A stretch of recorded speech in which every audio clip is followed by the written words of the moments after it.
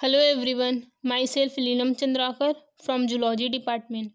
आज की इस लेक्चर में हम डिस्कस करेंगे पॉपुलेशन के नेक्स्ट कैरेक्टर्स को। इससे पहले वाली वीडियो में हमने पॉपुलेशन डेंसिटी, बर्थ रेट और डेथ रेट को देखा था। ठीक है, तो सबसे पहले हम स्टार्ट करते हैं एज पिरामिड को। तो एज पिरामिड क्या होती है? तो किसी पॉपुलेशन में डिफरेंट एज ग्रुप के एनिमल्स की नंबर होती है। ठीक है, पॉपुलेशन में कुछ चाइल्ड स्टेज के, कुछ यंग स्टेज के, तो फिर कुछ ओल्ड स्टेज वाले एनिमल होते हैं। ठीक है, तो डिफरेंट एज ग्रुप वाले एनिमल्स को उसके एज के अकॉर्डिंग अरेंज करना ही एज पिरामिड कहलाता है। अब ये जो एज पिरामिड है उसको 3 एज ग्रुप में डिवाइड किया गया है। उसमें से फर्स्ट है प्री रिप्रोडक्टिव, सेकेंड है रिप्रोडक्टिव और थर्ड है पोस्ट रिप्रोडक्टिव। तो इसमें सबसे पहले हम देखते हैं प्री रिप्रोडक्टिव। तो 12 से 14 साल के एज के जो इंडिविजुअल है उसे प्री रिप्रोडक्टिव कहते हैं। मतलब कि जो रिप्रोडक्शन के पहले हैं, मतलब पहले वाले एज वाले हैं, प्री मतलब होता है पहले, तो उसे कहा जाता है प्री रिप्रोडक्टिव। उसके बाद सेकेंड है रिप्रोडक्टिव। तो जो रिप्रोडक्टिव एज वाले इंडिविजुअल है उसे रिप्रोडक्टिव कहा जाता है। और थर्ड है पोस्ट रिप्रोडक्टिव। जो रिप्रोडक्शन एज को पार कर चुके हैं उसे कहा जाता है पोस्ट रिप्रोडक्टिव। ठीक है, पोस्ट मतलब बाद में, मतलब रिप्रोडक्शन के जो बाद वाले इंडिविजुअल हैं उसे कहा जाता है पोस्ट रिप्रोडक्टिव। अब जो एज पिरामिड है वो 3 टाइप्स के होते हैं। उसमें से फर्स्ट है एक्सपेंसिव या फिर ब्रॉड बेस पिरामिड, सेकेंड है स्टेशनरी या फिर बेल शेप्ड पॉपुलेशन पिरामिड, और थर्ड है अर्न शेप्ड पॉपुलेशन पिरामिड।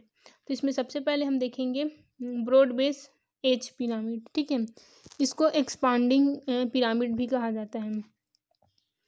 तो ठीक है, तो इसमें फर्स्ट है ब्रॉड बेस पिरामिड या फिर इसी को कहा जाता है एक्सपांडिंग पिरामिड। ठीक है, तो ऐसी पॉपुलेशन जहाँ पे जो प्री रिप्रोडक्टिव है, ठीक है, वे बहुत सारे हैं जो कि रिप्रोडक्टिव फेज में एंटर होने वाली हैं। तो ऐसी पॉपुलेशन नंबर में इंक्रीज करेगी। ठीक है, क्योंकि इसकी खुद की पॉपुलेशन जो है वो बहुत ज़्यादा है। ठीक है, तो ये जब रिप्रोडक्टिव में एंटर करेंगे तो ये अपने चाइल्ड भी पैदा करेंगे। ठीक है, जिससे इसकी जो नंबर है, मतलब इसकी जो पॉपुलेशन है वो बढ़ेगी। इसलिए इस पिरामिड में जो बेस होता है, मतलब कि ये जो बेस है वो चौड़ा होता है, क्योंकि ये जो प्री रिप्रोडक्टिव वाले हैं वो कुछ ही सालों में रिप्रोडक्टिव वाले फेज में एंटर करेंगे। ठीक है, अब रिप्रोडक्टिव स्टेज में आएंगे तो वे बच्चे पैदा करेंगे, तो पॉपुलेशन और ज़्यादा बढ़ेगी। ठीक है, इसी कारण इसे एक्सपांडिंग पॉपुलेशन कहते हैं।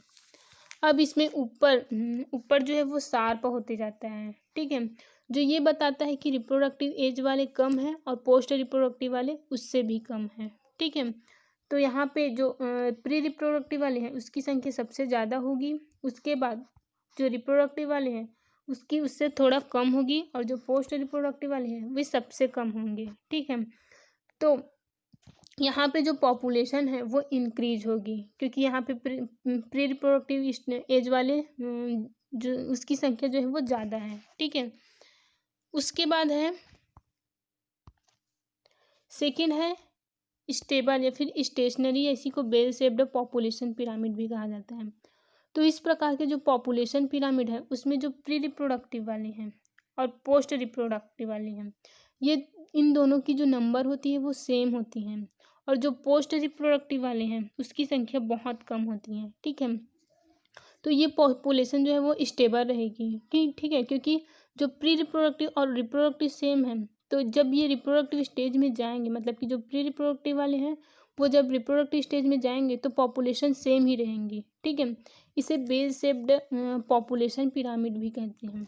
उसके बाद थर्ड है डिक्लाइन या फिर अर्न शेप्ड पॉपुलेशन पिरामिड। ठीक है, तो इस प्रकार की पिरामिड में जो प्री रिप्रोडक्टिव वाले हैं उसकी संख्या बहुत ही कम होती है, और जो रिप्रोडक्टिव वाले हैं उसकी संख्या ज़्यादा होगी, और पोस्ट रिप्रोडक्टिव वाले जो हैं वे अगेन कम होंगे। तो इस प्रकार की जो पॉपुलेशन है वो डिक्लाइन करेगी। ठीक है, मतलब इसका नंबर कम होगा, और कम होने का कारण ये है कि रिप्रोडक्टिव तो जितने बच्चे पैदा करेंगे उसके बाद उनकी डेथ हो जाएगी। ठीक है, और जो पोस्ट रिप्रोडक्टिव वाले हैं वो तो डेथ के पास ही हैं। तो प्री रिप्रोडक्टिव जो रिप्रोडक्टिव फेज में पहुंचेंगे बट उनकी खुद की पॉपुलेशन बहुत कम है, ठीक है। तो अगर ये बच्चे भी पैदा करेंगे तो उसकी पॉपुलेशन भी कम होगी। तो ये जो है वो डिक्लाइन ये बताने की कोशिश करी है कि जो पॉपुलेशन है वो आगे चल के कम होने वाली है। तो इसे कहा जाता है अनशेप्ड पिरामिड, ठीक है। इसमें जो पॉपुलेशन है वो डिक्रीज होती है।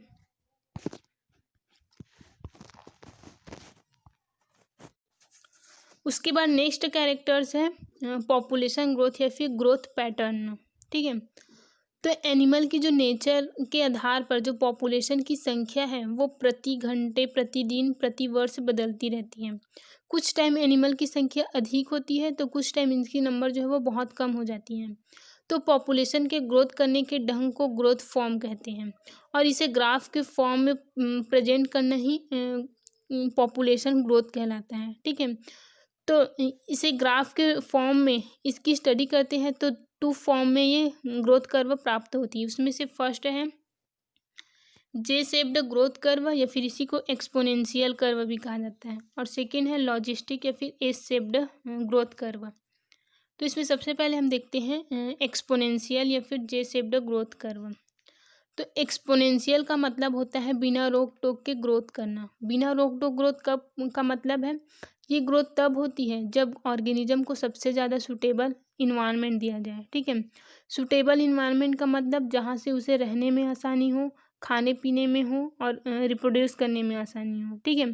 तो जब मैक्सिमम वो रिप्रोड्यूस करे और मैक्सिमम चाइल्ड को या फिर मैक्सिमम एडॉप्ट होके उस एरिया में रहे, तो ये सब जो है वो तब ये सब एक्सपोनेंशियल ग्रोथ कर्व आता है, ठीक है।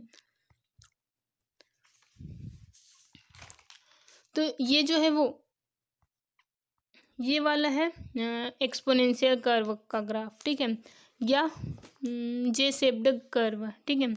यहाँ जो है वो फूड और जो शेल्टर है वो बहुत ज़्यादा है। चूँकि फूड और शेल्टर अबंडेंट है, इसी वजह से जो पॉपुलेशन है वो टाइम के साथ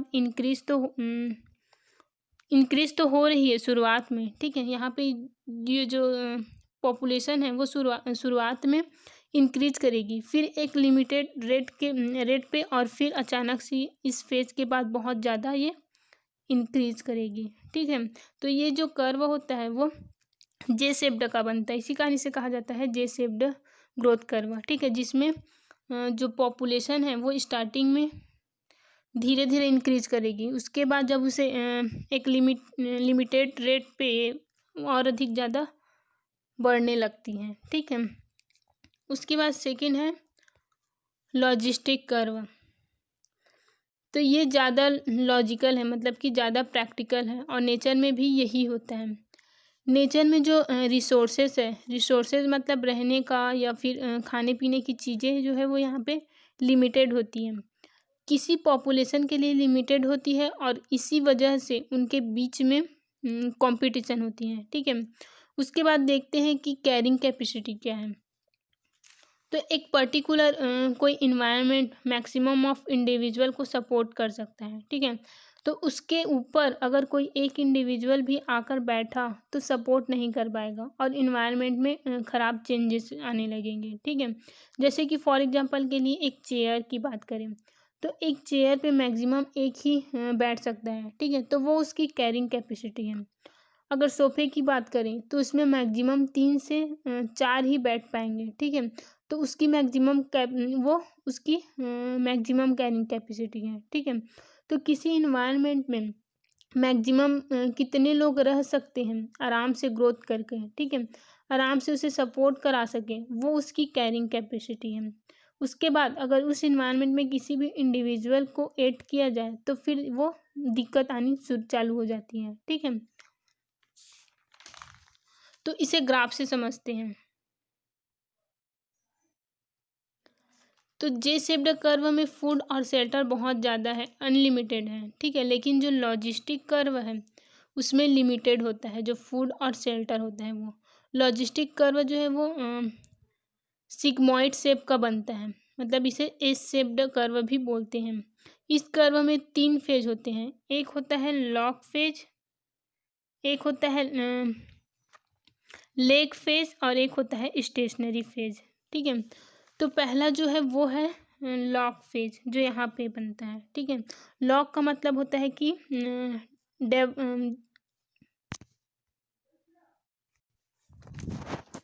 ठीक है, तो लॉक का मतलब होता है कि डेवलपिंग, मतलब कि इसमें जो स्टार्टिंग है उसमें ये धीरे धीरे जो डेवलप है वो धीरे धीरे होती हैं।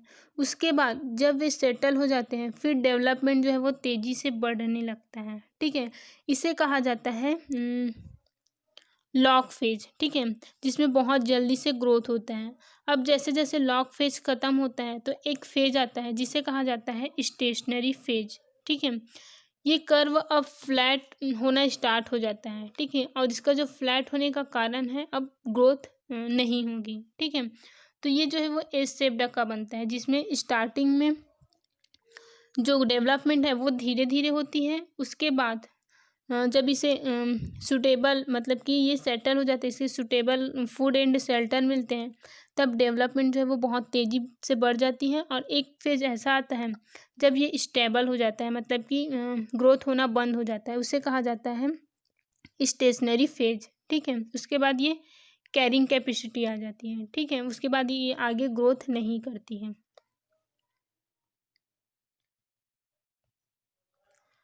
उसके बाद है डिस्पर्सल।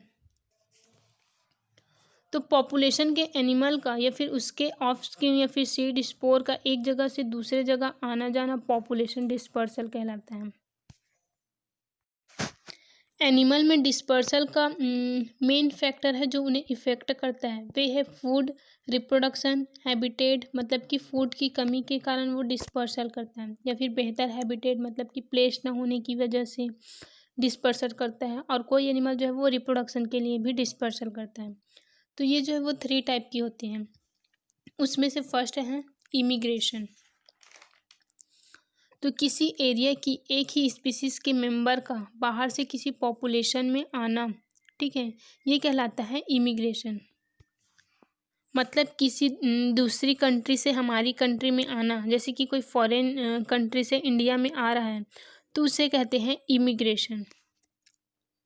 उसके बाद सेकंड है एमिग्रेशन। तो किसी न्यू एरिया में पॉपुलेशन के एनिमल के डिस्पर्सल को एमिग्रेशन कहते हैं। मतलब पर्टिकुलर एरिया को छोड़कर दूसरे एरिया में जाना एमिग्रेशन है। तो एनिमल में इमिग्रेशन फूड की कमी, इन्वायरमेंट में चेंजेस के कारण होता है। इसमें पॉपुलेशन डेंसिटी कम हो जाता है क्योंकि उस स्थान को छोड़कर ऑर्गेनिज्म जो है वो दूसरे स्थान में चला जाता है। ठीक है, उसके बाद है माइग्रेशन। तो किसी एक एरिया से एनिमल का दूसरे एरिया में कुछ टाइम के लिए आना जाना माइग्रेशन कहलाता है। ठीक है, ये कुछ टाइम बाद अपने आप हैबिटेट में फिर मतलब अपने हैबिटेट में फिर से वापस आ जाता है। ठीक है, जैसे कि बर्ड जो है वो अलग अलग सीजन में माइग्रेट करता है। ये माइग्रेशन जो है वो भोजन की कमी या फिर रिप्रोडक्शन के लिए या फिर इन्वायरमेंटल में चेंजेस के कारण होता है। ठीक है, वो उस स्थान को छोड़कर दूसरे स्थान में चले जाते हैं और कुछ टाइम बाद में वो अपने जो हैबिटेट है वहाँ पे वापस आ जाते हैं। तो इसको कहा जाता है माइग्रेशन।